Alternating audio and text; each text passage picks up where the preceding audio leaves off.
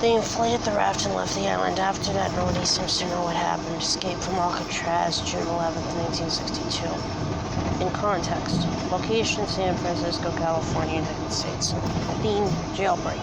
Before, March 2nd, 1935, 6 inmates escaped the penal colony of French Guiana by boat, all but Parisian native René Balbenois are later apprehended. After, June 10, 1977, James Earl Ray, imprisoned for the murder of civil rights leader Martin Luther King Jr., escapes to Rossby Mountain State Prison in Tennessee along with 6 other inmates. They are all recaptured 3 days later. September 5, 1983, 2 Irish Republican prisoners at Maze Prison in County Antrim, Northern Ireland, use smuggled guns to hold guards hostage and escape along with 36 other members of the IRA in the biggest prison break in British history. May 31st, 1984. 6 inmates on death row at Mecklenburg's Correctional Center, Virginia, overpowered guards, changed into their uniforms, and bluffed their way out of the prison in a van. In the late hours of June 11, 1962, 3 inmates at Alcatraz Federal Penitentiary entered criminal folklore by performing the seemingly impossible feat of breaking out of the maximum security prison and making for the shore on an improvised inflatable raft. What became of the escapees is one of the most perplexing mysteries in American history.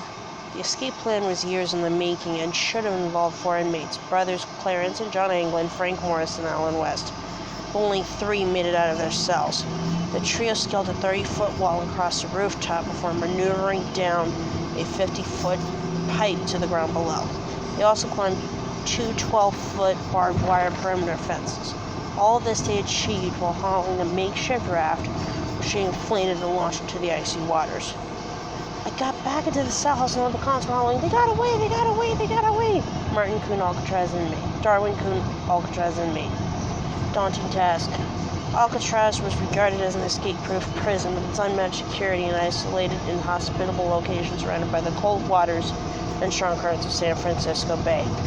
In its history as a federal prison from 1934 to 1963, only 1 inmate, John Paul Scott, is known to have made it off the island alive. In December 1962, 6 months after the fabled escape from Alcatraz, Scott scrambled through the storage room window under the kitchen and swam above. He was found by the Golden Gate Bridge, unconscious due to hypothermia, and immediately recaptured. In total, 36 inmates tried to break out of Alcatraz in 14 separate attempts. Of those, 23 were caught, 6 were shot dead, and 2 drowned. 5 are listed as presumed drowned. The England brothers, Morris Theodore Cole and Ralph Rowe.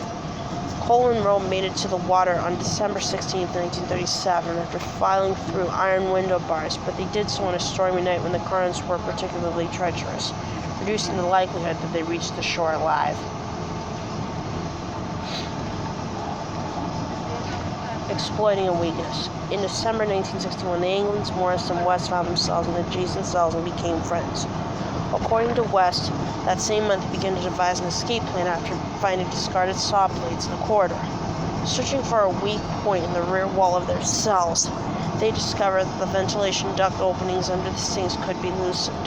The quartet painstakingly chiseled away, taking turns to act as lookout by using a periscope they had fashioned to spy on the guards.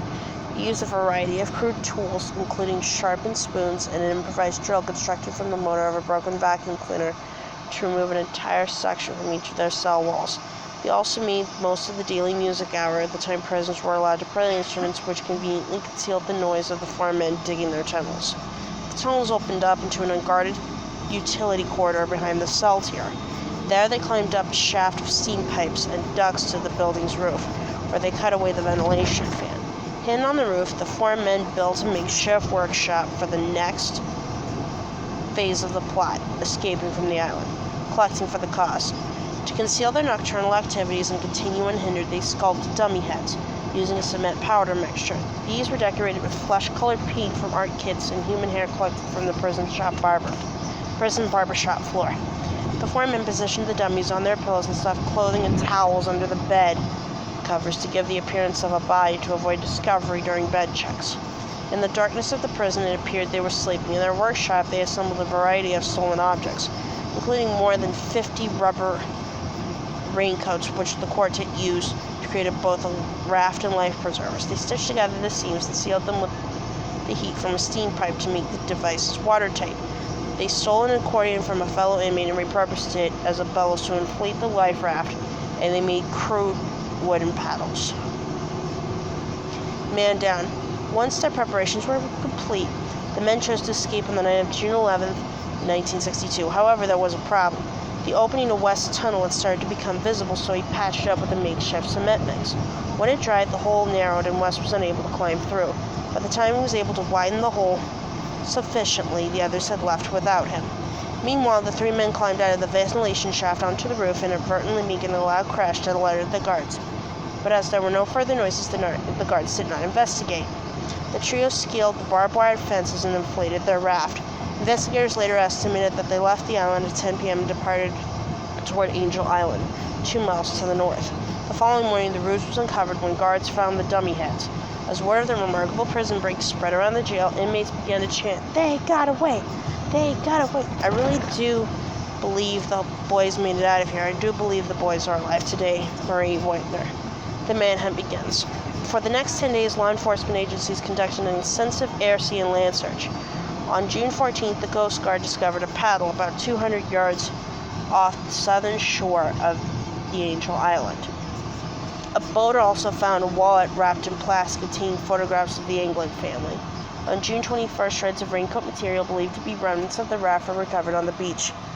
The following day, the prison boat picked up a makeshift life preserver. Neither human remains nor any other physical evidence of the men's fate has ever been found. FBI investigators concluded that while it was theoretically possible for one or more of the inmates to reach Angel Island, the water temperature and strong currents within the bay made it highly unlikely. Once the escape was discovered, West cooperated with investigators on the proviso that he would be spared punishment for his part in the plot.